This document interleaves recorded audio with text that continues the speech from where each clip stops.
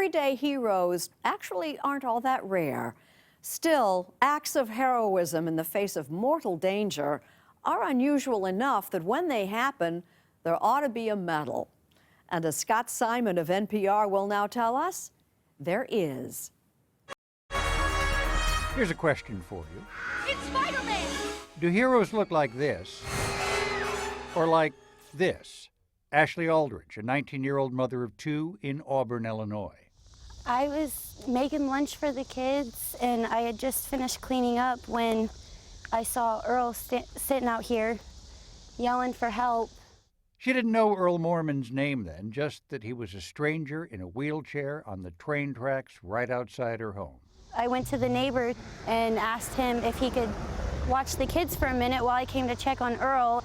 Earl is 75 years old. His wheelchair had gotten stuck on the train tracks, and he was stuck in his chair. At first, I tried to lift the wheelchair up out of the tracks, but I realized that wasn't going to work. So I grabbed him from behind and tried to lift him up over the wheelchair. His big guy. Yeah.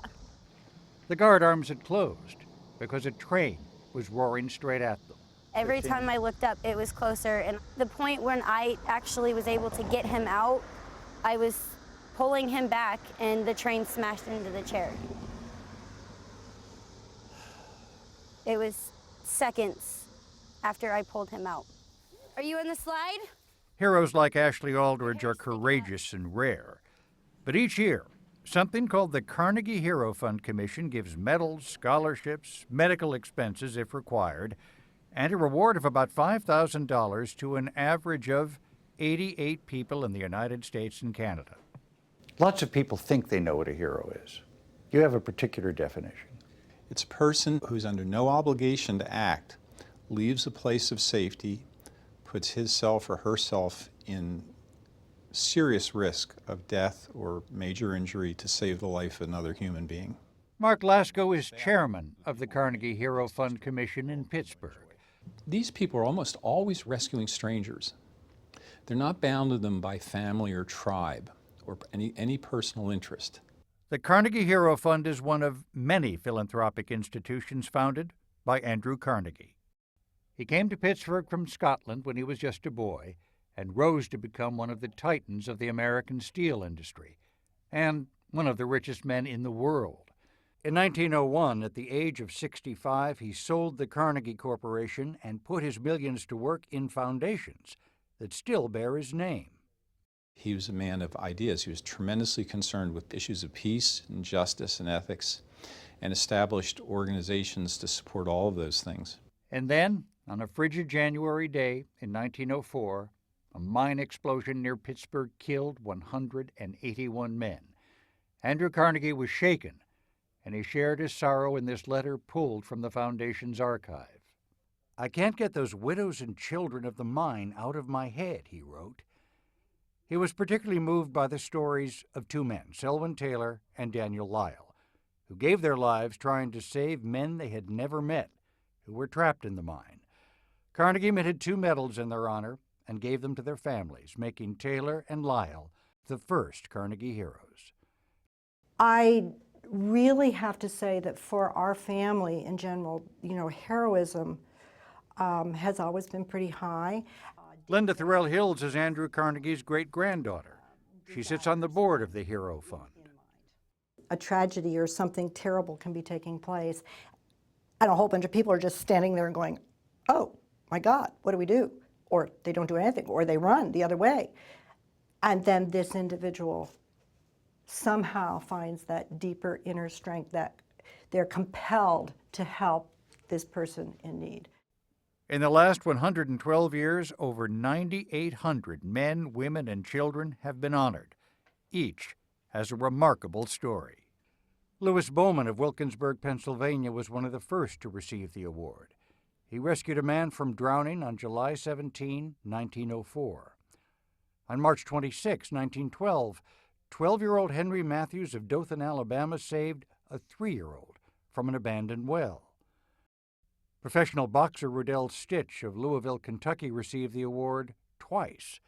The first time in 1958, when he rescued a man working on a dam on the Ohio River. 2 years later, a second rescue attempt was unsuccessful. Both men died. 28-year-old Stitch received the award posthumously. At that second, I'm taking my boots and my coat off, and I've decided I'm going in after her. You may remember Lenny Skutnik.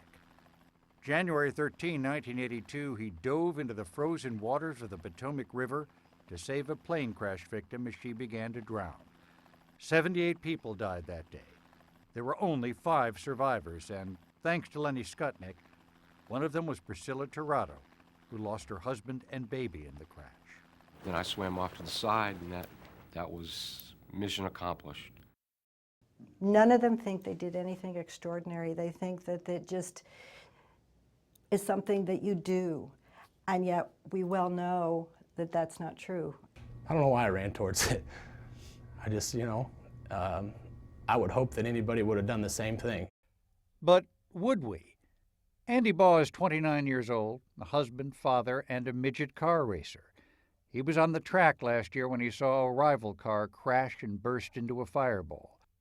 He stopped his own racer to run toward the one on fire and reached through the flames for the driver, a 14-year-old kid he'd never met named Chase McDermott. I just reached down there and grabbed Chase, all 90 pounds of him, and underneath of his arms and pulled him out and kind of jumped on him. Both Andy and Chase walked away from that fire unscathed. You risked your life for another human being. Yeah, I mean, I guess so. You don't think any of that stuff at the time, It didn't matter then. And you worried for your own life? I don't know. I wasn't. Not at the time. I sure wasn't. And so Eric Zarin, director of the Carnegie Hero Fund, presented Andy with his medal quietly in the McDermott family home, as this hero preferred. Thank you. Congratulations. Thank you very much. I'm very honored to get it. It kind of helps sink it all in some. Nobody wants to be dubbed a hero, I guess. It was hard for me to accept. Everybody's calling me a hero, and to me it was just right place, right time. It defines us as human beings. To take yourself from a place where you are safe to a place of grave danger to try to save another life is uniquely human. And I think it's a wonderful defining attribute of humanity. It makes us special, and it makes those who can do that even more special. To date, almost 89,000 people have been nominated for the award. You would be awed to hear almost any of their stories, but only about 1 in 10 is chosen. Why would someone not measure up? The risk is the primary requirement, and many of the cases simply are just not risky enough.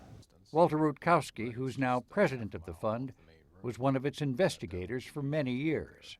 They are life-saving deeds, which is wonderful, but they don't have that element of extraordinary risk that the commission requires.